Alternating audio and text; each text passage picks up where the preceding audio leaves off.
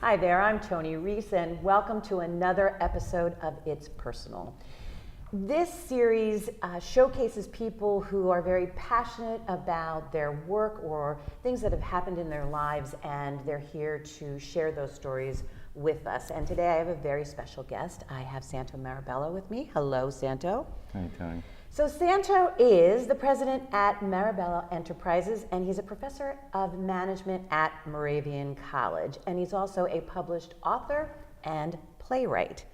So we're very, very happy to have him here. So Santo, tell us about your latest work of art. The latest work of art? Mm-hmm. The Lessons of Caring. Yes. Yeah, it's a very, hopefully down-to-earth book. Mm-hmm. That outlines some of the lessons I've learned as a caregiver from my parents. Mm-hmm. It's very personal book, but I wanted it to be something that would be useful for other people. Okay. That it wasn't just an academic read, because they can be really boring. Yes, they can be. So, but knowing you, this is very. I've seen the reviews, and the reviews are fantastic. And I do want to touch on the fact that we, boomers, okay, we are impacted by this caregiving role in ways that we probably didn't see coming. You know, I was doing some research, because this whole issue to me seems, the more you talk to people, the more you realize there's a lot of people in our same situation. It's 43.5 million caregivers who are providing unpaid care to an adult or a child in the United States. This is from the National Alliance for Caregiving. And it might not surprise you that the majority are women. 50, depending on what source you look at, 53 to 68%. And then many caregivers neglect their own health. Mm-hmm. Not surprising also, and a really disturbing factor, particularly for caregivers who take care of folks with Alzheimer's, which is about over 15 million. Oh my goodness. Typically pass before the patient. Really? Yeah. Because we don't take care of ourselves. Right. And can be such a draining, emotionally draining, physically draining experience. And there's various forms of caregiving as well. You don't have to be giving care 100% in the home with someone who's ill. It can be the role of a son or a daughter or a sister or a brother or any family member or a friend. And caregiving could be taking them to doctor's appointments. It could be, managing meds, just being a support person, right? Yeah. So why did you decide to write a book about this? Yeah, I think for me, well, you know me, I have this need to have a creative outlet, and sometimes that comes from places that we don't expect. And in this case, it was from a place of kind of being worn down and frustrated and kind of overwhelmed. And thankfully, I have the creative outlet to go to, and it's like, well, maybe that makes sense to channel this towards writing, because I think that notion of it takes a village to raise a kid. Well, it takes a village to raise our parents, and there's no handbook about that. There are lots of resources about caregiving, but as a teacher, I mean, everything I do is teaching. I think that whenever we can learn together, whenever what I learn can be shared and can be useful, so be it. I would love for somebody to benefit from this, because either, hey, I didn't know this, I don't feel alone as much, there's support, there's a community, there are, I shouldn't beat myself up so much, because it's other people are going through the same thing. So did you have those questions when you were going through this with family members? Did you find yourself saying, I don't know where to go, I don't know what to do, I do feel alone? Did you have those thoughts? Absolutely. I have an amazing support of family and friends who haven't blocked my phone number yet. Don't name names. Right. Thankfully, they're still picking up the phone or the text. But I don't know that a lot of people have that. And I, even in those times, it's like, hey, am I doing the right thing here? I mean, this is big time stuff. This is my parents. If this is their, either my dad or my mom, or both, it's their life, and that's an awesome responsibility that I'm up for the challenge, but I don't always know what the right thing to do is.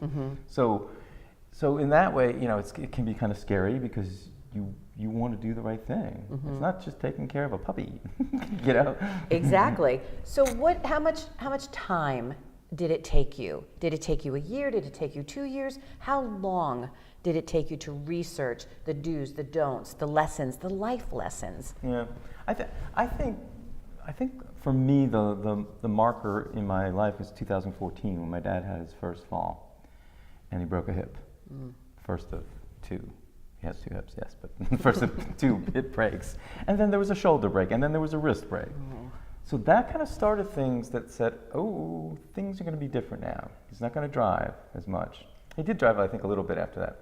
And then, mom's health, she's got kidney failure.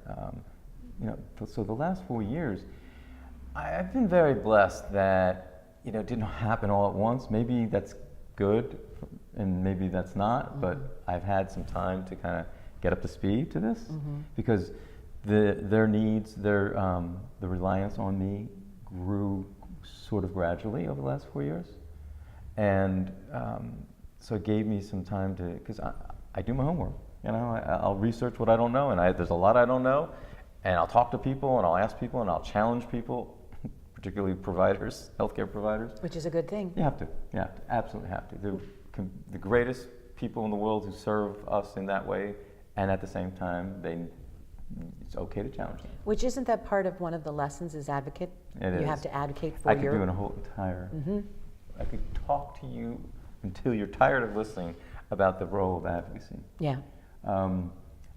I constantly am faced with,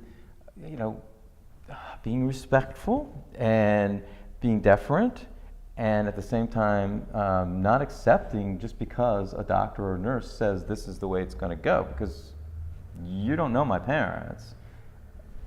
I do. I actually, and I've said this, I said, I know my parents' case better than you do. And so you're going to have to trust me. I use the metaphor that it's like watching a trailer of a movie, like a frame or two you're seeing in the trailer, right?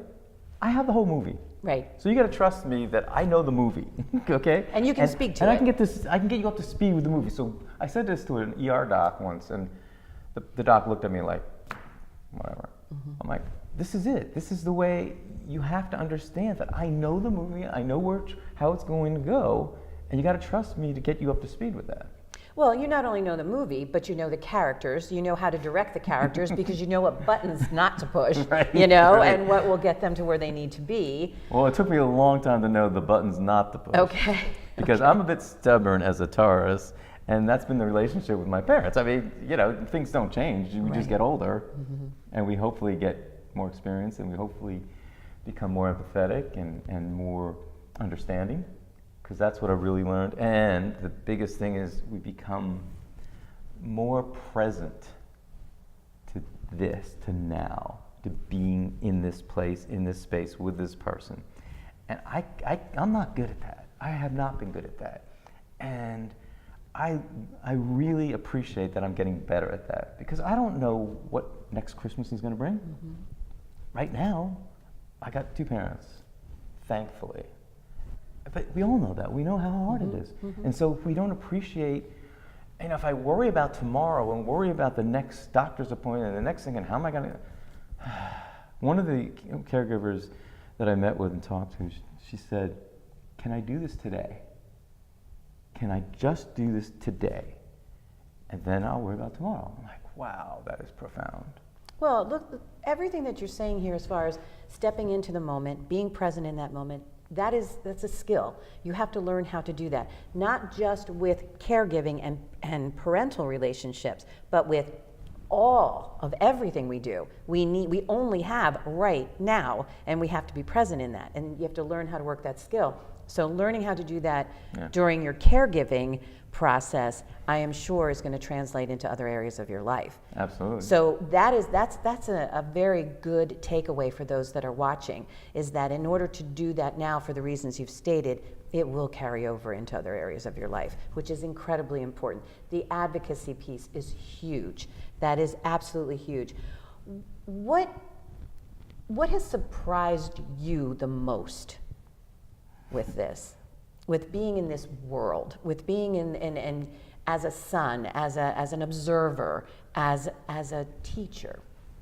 I think that if you asked me this question last year, I would have been a very different place, and never would have imagined that it could be okay this year.